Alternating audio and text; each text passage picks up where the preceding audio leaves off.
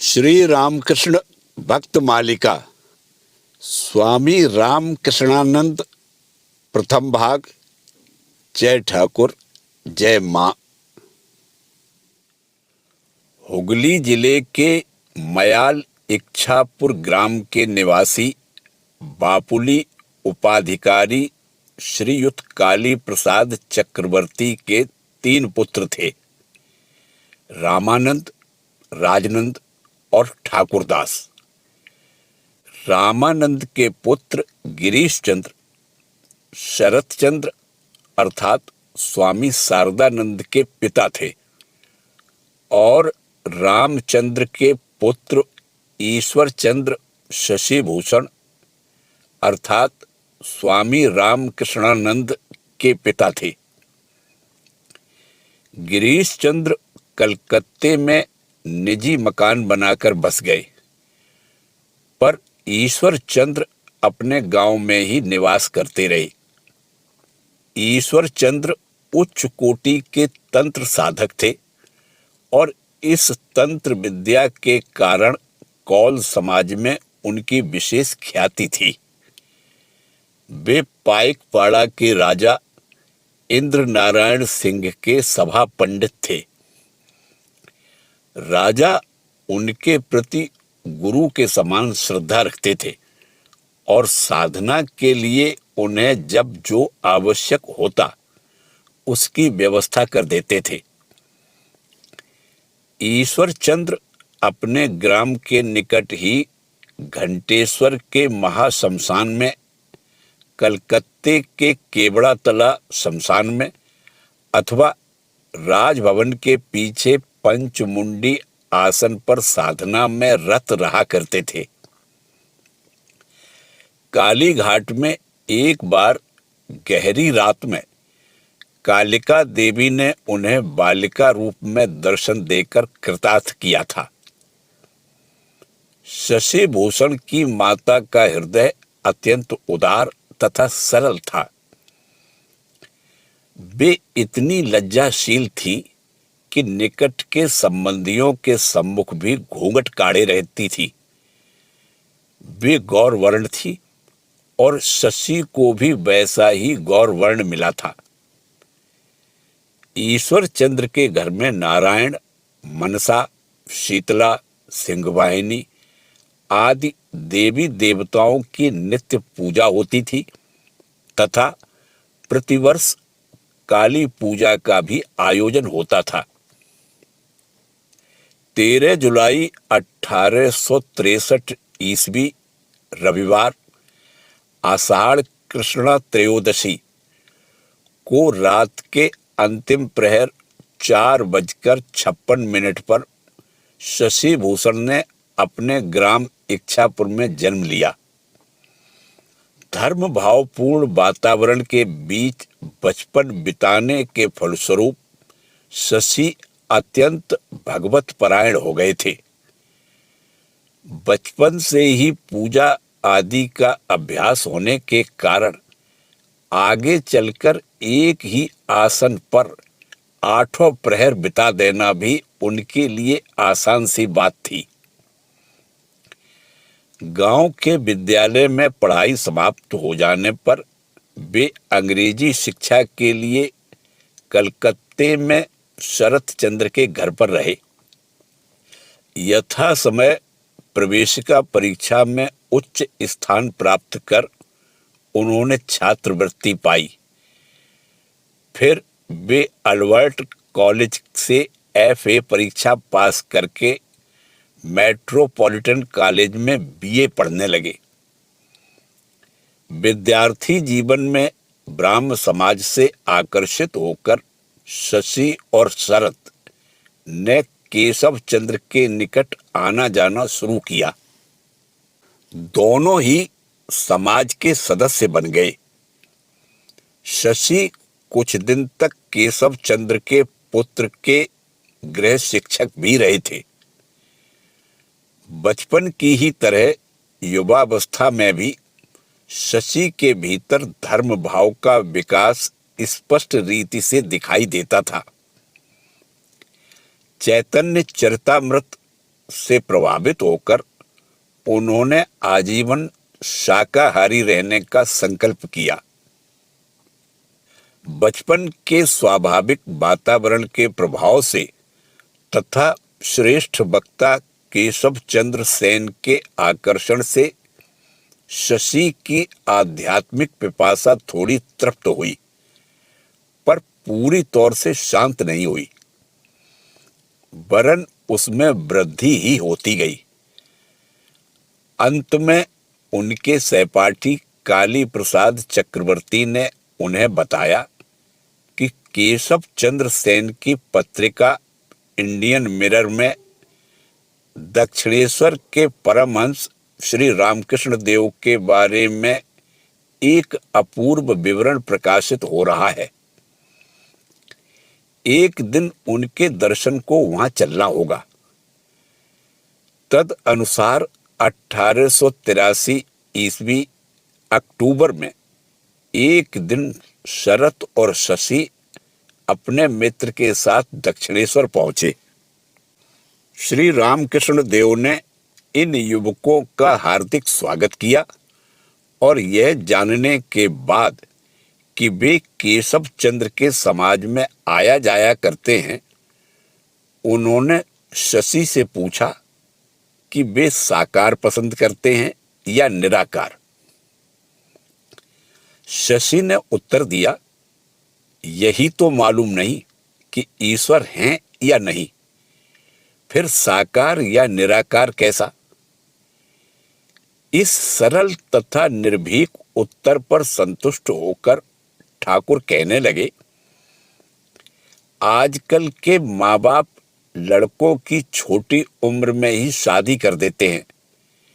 School college से निकलते निकलते वे बहुत से बाल बच्चों के बाप बन जाते हैं और फिर वे परिवार के भरण पोषण के निमित्त नौकरी की खोज में दौड़ धूप करने लगते हैं। त्यों ही उपस्थित श्रोताओं में से एक बोल उठे, महाराज, तो फिर विवाह करना क्या अनुचित है? क्या यह कार्य ईश्वर इच्छा के विरुद्ध है? कमरे में एक बाइबिल की प्रति रखी हुई थी, जिसका एक अंश चिन्हित किया हुआ था। इस प्रश्न के उत्तर में श्री रामकृष्ण देव ने वह ग्रंथ खोलकर उसमें से चिन्हित अंश पढ़ने का आदेश दिया। वहां लिखा था, अविवाहितों और विधवाओं से मैं कहता हूं कि विवाह न करना ही अच्छा है, जैसा कि मैं स्वयं अविवाहित रह रहा हूं। परंतु वे यदि संयम का निर्वाह न कर सके तो फिर विवाह कर लेना उचित है, क्योंकि वासना की आग में सुलगते रहने की अपेक्षा विवाह कर लेना ही श्रेयस्कर है।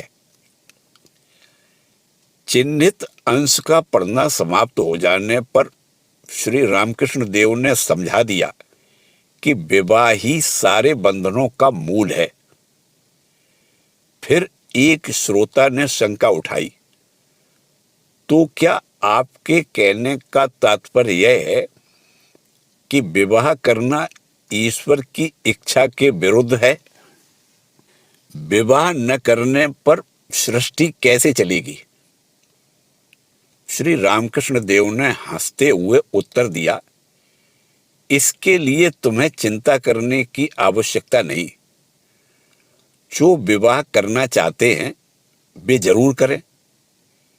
यह तो हम लोगों के बीच ऐसे ही एक बात हो गई। मुझे जो कुछ कहना था कह दिया, तुम सिर दुम छोड़कर शेष ले लो। उस दिन वातावरण अनुकूल न होने के कारण युवकों के साथ दिल खोलकर बातें नहीं हो सकी। अतः विदाई के समय श्री रामकृष्ण देव ने शशि आदि से कहा, फिर आना, पर अकेले ही। धर्म की साधना गोपनीय चीज है। पहले ही दिन ठाकुर ने शशि का मन जीत लिया। इस आकर्षण के फलस्वरूप वे कॉलेज की छुट्टी के दिनों में दक्षिणेश्वर जाकर ठाकुर के वचनामृत का पान करने लगे। पहले पहल वे बहुत बातें करते थे, परंतु बाद में यद्यपि उनके युवा मन में अनेक शंकाएं उठती तथा उसके समाधानार्थ वे दक्षिणेश्वर जाते, फिर भी ठाकुर को भगवत चर्चा में मग्न तथा भक्तों से घिरे देखकर वे अधिक कुछ बोल नहीं पाते थे।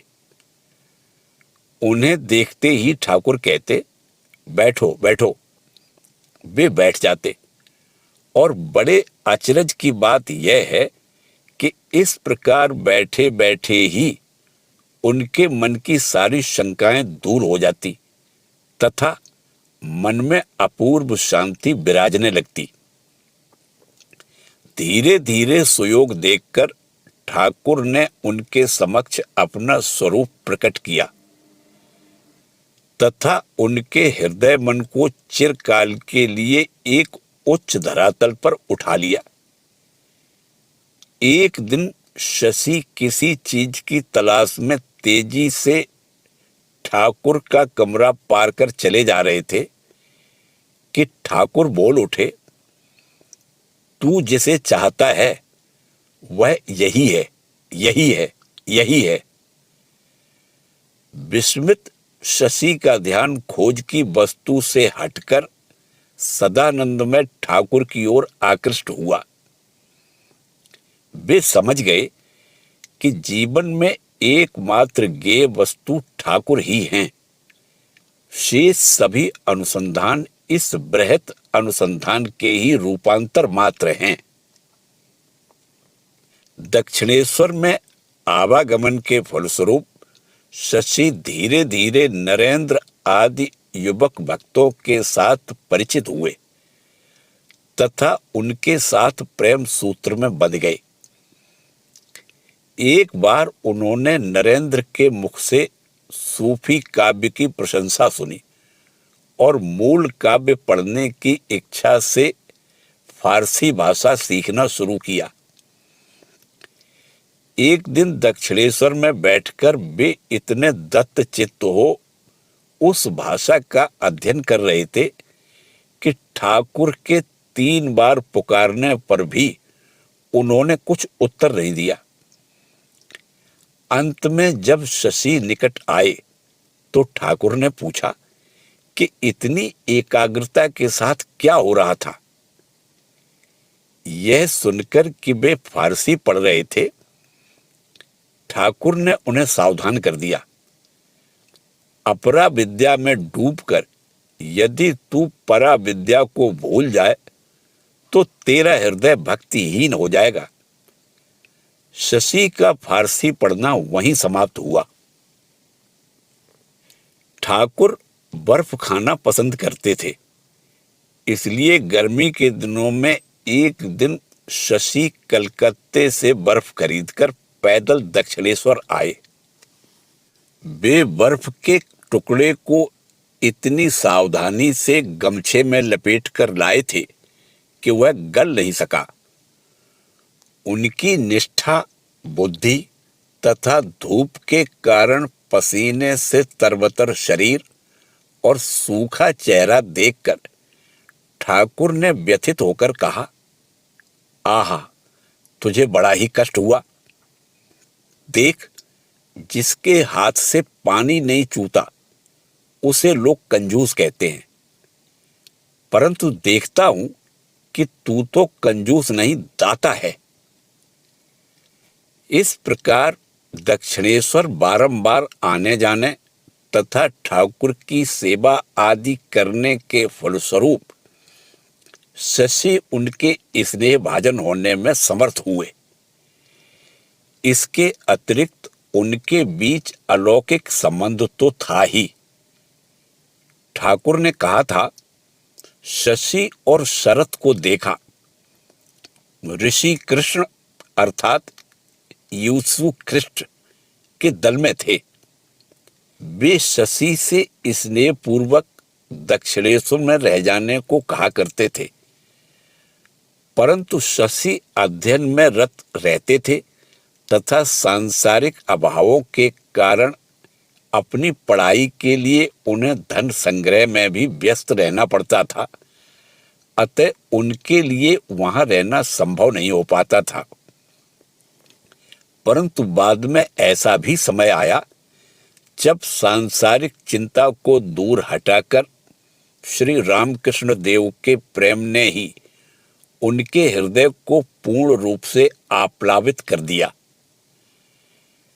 ठाकुर जब गले के रोग के कारण श्यामपुकुर आए और उनके लिए पथ्य तैयार करने को माताजी भी वहां आई, तो रात को श्री रामकृष्ण देव की सेवा करने के लिए कोई आदमी नहीं था।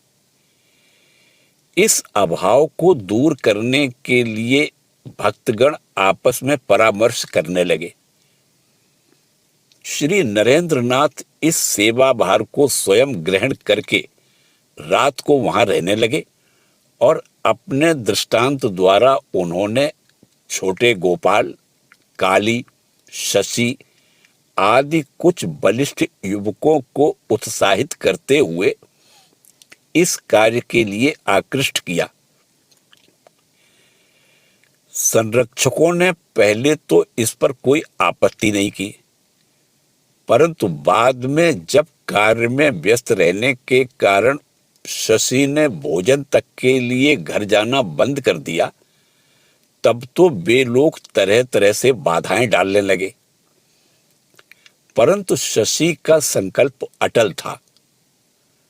उन दिनों वे बीए की परीक्षा की तैयारी कर रहे थे, इसलिए एक वृद्ध पड़ोसी ने उन्हें उपदेश दिया, परीक्षा दे लेने के बाद गुरु सेवा करो ना। इस पर शशि ने उत्तर दिया, मैं यदि उसके पहले ही मर जाऊं तो? क्या आप निश्चित रूप से कह सकते हैं कि तब तक मेरी मृत्यु नहीं होगी? श्यामपुकुर के पश्चात ठाकुर काशीपुर आए। यहां पर भी शशि गुरु सेवा में लगे रहे। ठाकुर की बीमारी के बारे में शशि कहा करते थे, जगत का दुख देखकर ईसा मसीह सूली पर चढ़े थे। ठाकुर भी जीवों के दुख से रोग भोग रहे हैं। रोग के कारण के बारे में उनका स्वयं का मत चाहे जो भी रहा हो, पर सेवा के कार्य में वे सदा अग्रणी रहते थे। एक दिन ठाकुर को जमरूल खाने की इच्छा हुई। जाड़े के दिन थे।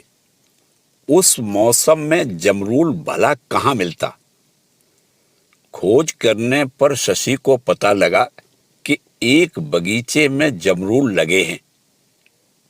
वे तुरंत ही कुछ जमरूल ले आए। उन्हें पाकर ठाकुर ने विस्मय पूर्वक पूछा, अरे, इस मौसम में जमरूल कहाँ मिला? और कहाँ मिलता? जहां सत्य संकल्प ठाकुर की इच्छा हो और ऐसे वीर भक्त जहां सेवक हों, वहां कौन सी वस्तु दुर्लभ है? ठाकुर की सेवा में लगे हुए शशि अपना भोजन आदि तक भूल जाते थे। ठाकुर कई बार उन्हें कहा करते, जा नहा खा आ। मैं इस समय अच्छा हूं, मुझे अभी कोई आवश्यकता नहीं है, जाकर भोजन कर ले।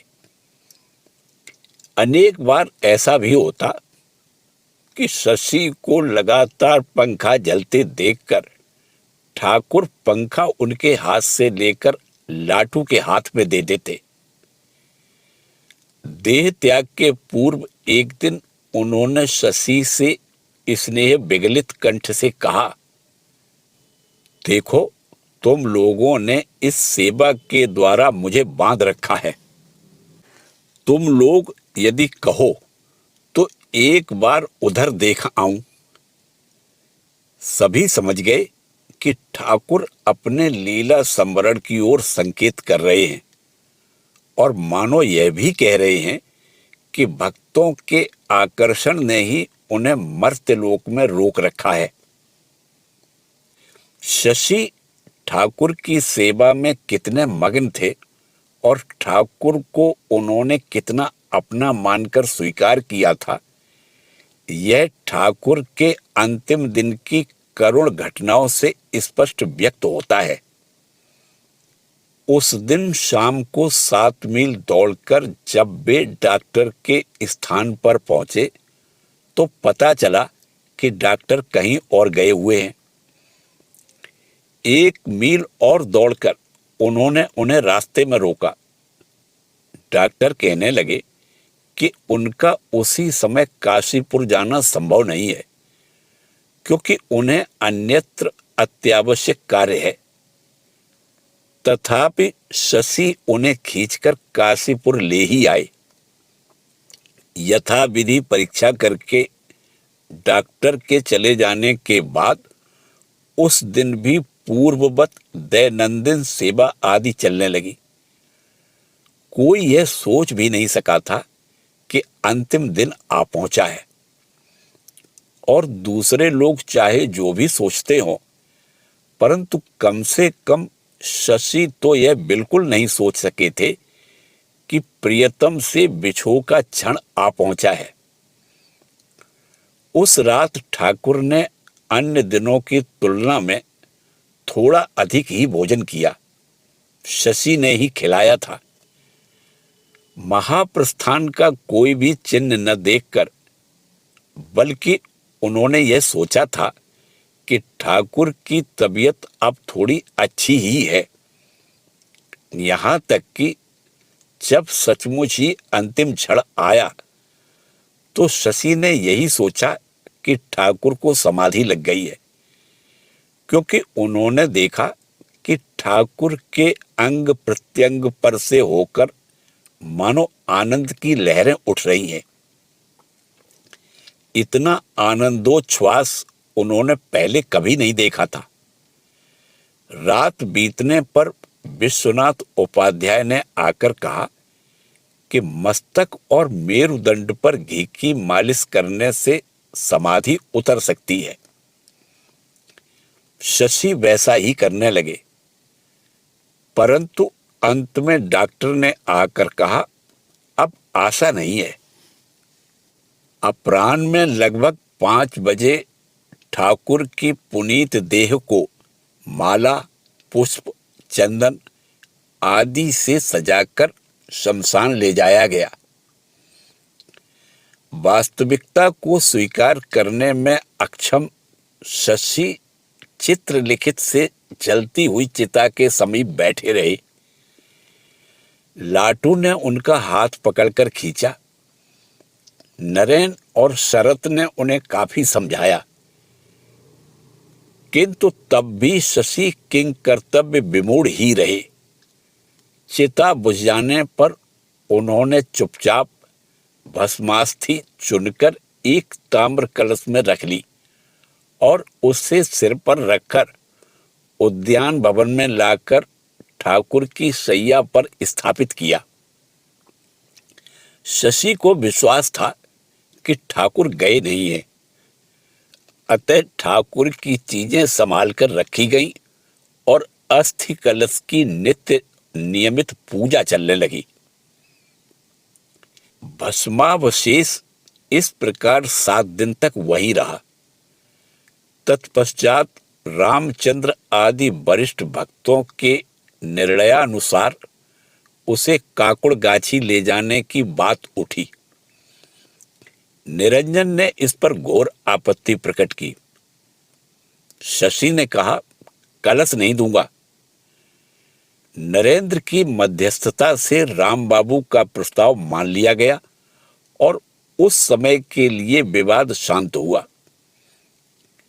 परंतु अन्य सभी के अनजाने शशि और निरंजन के एक दूसरे पात्र में आधे से अधिक अस्थि भस्म अवशेष निकालकर उन्हें नित्य पूजा के लिए बलराम बाबू के घर भेज दिया।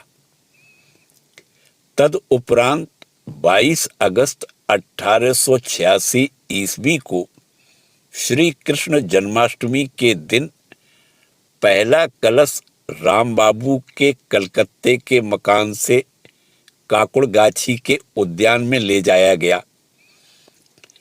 शशि ही अपने सिर पर कलश को वहन करते हुए कीर्तन के पीछे पीछे अधिकांश मार्ग ले गए। अंत में काकुड़गाछी में यथोचित पूजा के बाद जब भूमि खोदकर कलश की स्थापना करके उसके ऊपर मिट्टी डाली जाने लगी तो शशि रो उठे। अजी ठाकुर की देह पर बड़ा आघात लग रहा है। शशि की बात पर सभी की आंखें गीली हो गई। सच ही तो है कि ठाकुर सर्वदा विद्यमान है, सदा सचेतन है। इसके पश्चात शशि को घर लौटकर अध्ययन में मन लगाना पड़ा, परंतु कुछ महीने बाद ही वे नरेंद्र आदि के आवाहन पर पुनः बराहनगर मठ चले आए। यहाँ पर श्री ठाकुर की पादुका के समक्ष कुछ और गुरु भ्राताओं के साथ संन्यास ग्रहण करने के पश्चात वे रामकृष्णानंद नाम से परिचित हुए। नरेंद्रनाथ की इच्छा थी कि वे स्वयं ही वह नाम ग्रहण करें, किंतु फिर शशि की सेवा और भक्ति की तीव्रता को स्वीकारते हुए उन्होंने उन्हीं को वह नाम प्रदान किया। इसी के साथ प्रथम भाग समाप्त होता है। शेष भाग अगले वीडियो में। जय ठाकुर, जय मां।